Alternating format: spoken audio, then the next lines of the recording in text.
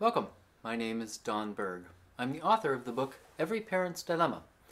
Why do we ignore schools that nurture children? Before I talk about the quandary that my book addresses, I want you to look at this image. It has been called an innocence test. When adults first look, they see a man and woman embracing affectionately, but when innocent children look at it, they just see a bunch of playing dolphins. This is an example of how a certain kind of experience can forever change how we see some aspect of the world. The ignoring I refer to in the subtitle of my book exists because of a kind of educational naivete. There is a certain kind of schooling experience that most people and policymakers have not had, and therefore they are unlikely to even realize that there is an utterly different way to view education. So since important consequences follow from the educational decisions parents will make for their children, please humor me before I explain how choosing a school for your child creates a dilemma. Imagine that this is you. Now imagine that you and your whole family are in Independence, Missouri in May of 1848, and you are about to set out on the Oregon Trail, a 2,200-mile journey. You are preparing to spend 4 months walking with all your worldly possessions in an ox-drawn wagon. Every time you stop, you have to unhitch the oxen, tend to them, and provide for all the other animals you have along for food or companionship. It means every day foraging for firewood and clean water, cooking over open fires, setting up and breaking down camp, and constant wagon maintenance. You are risking the lives of your entire family. Disease, hostile people, wild animals, bad timing, and ill preparedness are all potential killers, and your odds of dying are 1 in 10. Even so, hundreds of thousands of people chose to take that risk in the 1800s. Now, imagine that back in Independence in 1848, I materialize in front of you and offer you the following proposition. I have access to a flying machine called an airplane. I claim that it can take your family all the way to Oregon in 1 day instead of 4 months. The airplane will also reduce your odds of dying to less than 1 in 1,000. But the problem is, I don't know when in the next 4 months the airplane is going to be available to take you to Oregon. The question is, which risk do you take? You are on the horns of a dilemma. You could choose the familiar wagon mode of travel, or you can choose the mysterious airplane mode of travel, which some guy claims is much safer but is unfamiliar and operates on an unpredictable schedule. The relevance of this imaginary situation is that similarly extraordinary benefits are available from self-directed learning, an educational opportunity for your family that is likely to be just as strange to you now as an airplane would have been to pioneers on the Oregon Trail. What we know about the long-term outcomes is that they are roughly comparable to mainstream K-12 schools. The basic outcomes, such as being able to read, write, and do arithmetic, will occur, but at some unknown time. Regardless of the mode of transportation, so to speak, those who survive the journey end up in basically the same place either way. New data suggests that self-directed learning communities have a clear advantage, not in the outcomes, but on the journey itself. The self-directed learning communities I advocate for do a clearly superior job of supporting kids on their journey to adulthood. These alternatives are unfamiliar. They provide the basics, but the timing is unpredictable. And new evidence suggests they will reliably nurture your children. Regular schools are a known quantity, but the journey your children would take with them involves substantial risk, which I will discuss in a moment. I'm sure everyone has heard of problems with K-12 schools, but I'm going to share with you the evidence of risks in mainstream schools from a psychological perspective. My specialty is motivation in educational contexts. Motivation psychologists have confirmed what every parent already knows: children are born with intrinsic motivation to learn. Psychologists have also found out that humans have primary psychological needs that have to be satisfied in order to maintain that intrinsic motivation. Patterns of intrinsic motivation are indirect indicators of the well-being of children. What the motivation researchers have observed for over 30 years are declines in intrinsic motivation of students in both public and private mainstream K-12 schools. In other words, for over 30 years, psychologists have consistently observed the diminishment of the psychological well-being of children in mainstream K-12 schools. These observations put you on the horns of a dilemma. The dilemma is this: your parental responsibility today is to find a school to nurture your children so you can live a normal adult life while your kids grow up to be awesome people. But K-12, the primary institution that is responsible for supplying and organizing child-nurturing people, has a system in place that actively interferes with the ability of the people in schools to do the nurturing job you need them to do. And let me clarify what I mean by nurturing. Nurturing is providing support for the primary needs of the children. Humans have 8 primary needs: 4 physiological needs and 4 psychological needs. You are probably familiar with the physiological needs for air, water, food, and shelter. The psychological needs are for sleep, autonomy, competence, and relatedness, also known as belonging. To be fair, the observed declines in motivation reflect the pattern in the overall population. Not every child has their well-being compromised every year. But that overall decline means that enough of the student population is being compromised that the statistics are consistently declining. Either fewer children are compromised a great deal more than others, or a lot of children are compromised a little in order to skew the distribution downward. In any case, all the psychological data points to a situation in mainstream K-12 schooling that might be worth avoiding, and you certainly want to give your child the best possible odds. There are 3 major symptoms of this systematic lack of nurturing. 2 that everyone knows about are dropouts and underachievers. A 3rd major symptom that everyone understands but few openly acknowledge is faux-achievers, students who lack mastery despite attaining achievements in school. These 3 symptoms reflect problems with systematic neglect of the primary human psychological needs. Dropouts are alienated from school instead of welcomed into it, so they disengage from the school. Their psychological need for relatedness has been thwarted. According to a report issued in 2014 by the National Center for Education Statistics, also known as the NCES, in 2012 the dropout risk was the lowest for white kids at 1 in 25 and was the highest for Hispanic kids at about 1 in 8, with all other racial categories in between. Underachievers experience schools as a controlling place where they do not have adequate self-expression. So they disengage from the classroom activities necessary for achievement. Their psychological need for autonomy has been thwarted. According to the 2009 high school transcript study, also from the NCES, 1 in 4 graduates are below curriculum standards. That's graduates who are below curriculum standards. Faux achievers experience schools as an arbitrary system to be gamed, so while they might seem engaged in school generally, they are emotionally disengaged from some or all of their subjects and do an absolute minimum of work to get whatever level of scores or grades they deem necessary. Their psychological need for competence has been thwarted. According to the book The Unschooled Mind by Howard Gardner of Harvard University and creator of the Multiple Intelligences Theory, at least 1 in 2 of those who go on to advanced degrees in their field do so by faux achievement. This means they are unable to solve the most basic problems in their field of specialization when those problems are presented in a way that is different from how they would have been tested in school.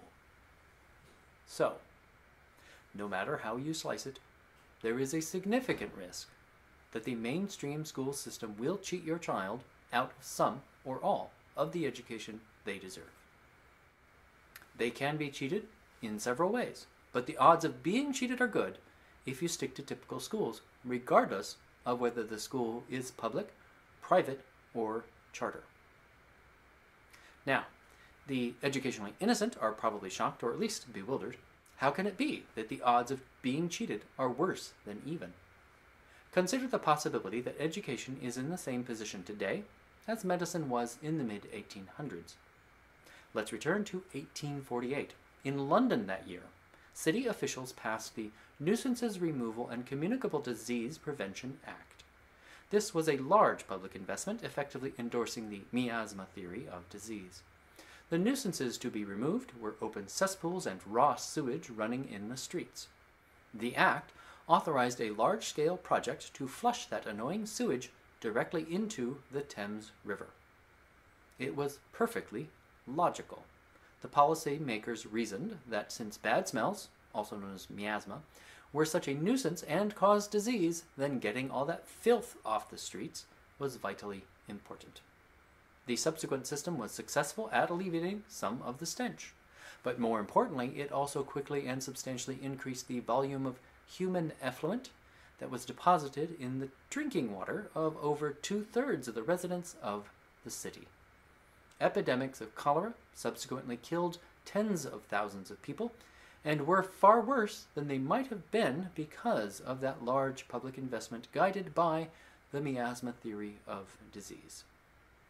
Miasma theory was not merely a single idea, it was the central defining feature of a whole suite of concepts, a paradigm that provided explanations for both health and disease. The miasmatic theories of healing and the treatments that followed from them appeared to be effective because numerous people subjected to the treatments got better. But miasma theory was a paradigm that misinformed the everyday thinking of both experts and lay people alike about the actual causes of health and disease, and for thousands of years. After the more accurate germ theory became the dominant paradigm for disease in the late 1800s, public health improved. London stopped having epidemics of cholera, for instance, and effective medical interventions such as antibiotics were widely implemented. After public policy became aligned with the paradigm of germ theory, not only were effective public health measures implemented, but previously inconceivable treatments that would have been considered medical miracles in 1848 have now become everyday occurrences. The delivery theory of education is currently the dominant idea, the paradigm-defining idea, that determines how our school system operates. The delivery theory is a mental model of education that claims that the movement of information into the student's head is the central defining feature of learning. Policymakers reason quite logically that accounting for the delivery is what matters, so making a school's access to relevant resources contingent on the measurement of what content is in each student's head is a perfectly logical school management strategy. And since play does not involve delivery, it must be a distraction. Standardization also makes perfect sense, since you would want to make the instructional bookkeeping process as simple as possible. Having standardized units to measure is as simple as it gets. The intuitive logic of this concept is compelling and has resulted in the apparent political consensus that standardized tests and imposing curriculum standards are necessary mechanisms for school improvement. Hundreds of billions of dollars in public investment in the United States have endorsed this theory of education. For instance, No Child Left a Dime and the Race to the Bank. Unfortunately, like the miasma theory of disease, the delivery theory of education is wrong. The nature of the error, in both cases, is not intuitively evident. Miasma is an intuitively powerful idea because it is true that the incidence of disease is strongly correlated with the incidence of unpleasant odors. Rotting dead things and effluent are harbingers of bad outcomes, which naturally we normally seek to avoid. But in the past, when multiple millions of we humans and our various animals gathered in cities without adequate public health infrastructure, those harbingers became unavoidable. But the actual and immediate causal factor in disease is germs, not the smells that coincidentally occur under similar conditions. Smells correlate with disease, but they do not cause it. Disease-causing germs are hidden in the conditions that also produce bad smells.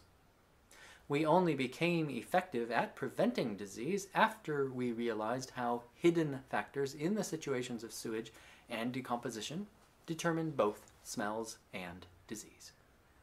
Information delivery correlates with education, but does not cause it.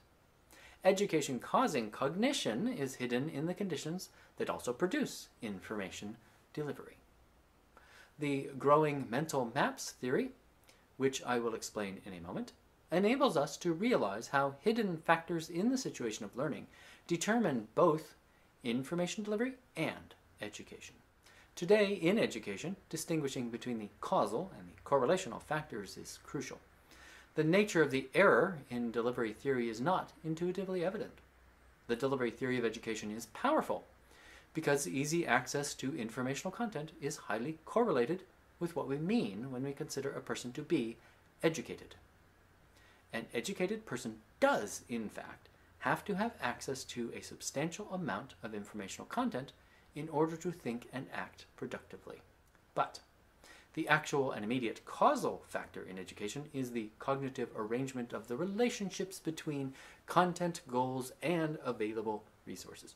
To put it more simply, what matters in education is how a person makes mental maps of their relationship to their goals, resources, and informational content. This is what I call the growing mental maps theory of education. Imagine that you have a boat on the Willamette River in Portland, Oregon, and you want me to help you get to Seattle, Washington. If my standardized response to requests for navigational help is to give out a map of the Oregon Trail from 1848, then I would not be helpful to you. That's what mainstream K-12 education does. The system is designed to provide a standardized response to every student, but that standardized response does not account for A, the learner's goals, B, the resources that the learners have access to in order to accomplish their goals, nor C, where each learner is positioned in relation to their goals and available resources.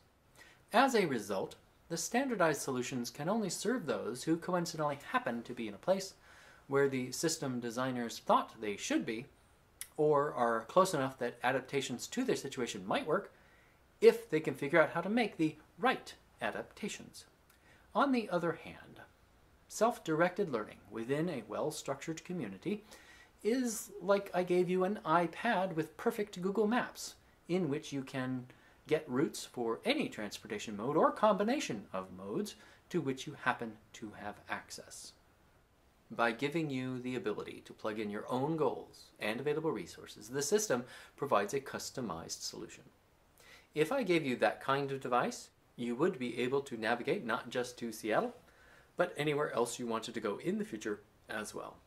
What the variety of self-directed learning communities have pioneered are ways that a school can be sensitive to the context of the learner's goals and the resources they happen to have available in order to provide customized instruction. So, which risks are worth taking? No matter what choice you make for the education of your child, you are taking some level of risk that she or he will not thrive. This is why your parental duties put you on the horns of a dilemma. On the one hand, you can go with the familiar mainstream schools, which are organized according to the concepts of the delivery paradigm of educationally innocent policy makers, and come with the high risks I pointed out before. On the other hand, you can go with some form of self-directed learning community that has less risk but is unfamiliar. There are between 2 and 3 million students whose parents are currently choosing these unfamiliar and less risky options. These options include democratic schools, homeschooling, EdVision's charter schools, and probably any other school option in which a central activity of schooling is supporting the children to pursue their goals and passions. Self-directed learning communities nurture children so they can grow better mental maps. My book, Every Parent's Dilemma: Why Do We Ignore Schools That Nurture Children? It presents a policy that is designed to help self-directed learning communities get access to more funding and wider acceptance without having to compromise their nurturing ways. Extremely few schools that support self-directed learning receive public funding, and the perception of self-direction as radical indicates that we need to do a better job as a movement to overcome the educational naivete that is holding our school system back. Our collective ineffectiveness is mainly because our schools operate in ways that are not compatible with the dominant paradigm. The policy resolution in my book may help us reach a new kind of common ground, since it is based in the science behind why self-directed learning works. I founded Schools of Conscience to bring nurturing schools together. One of our projects will be to co-create an innovative accreditation model that will enable us to recognize and promote exactly what makes schools into nurturing places. I encourage you to join us on the road less traveled in K-12 education by opting for a self-directed learning community for your child. Thanks for watching.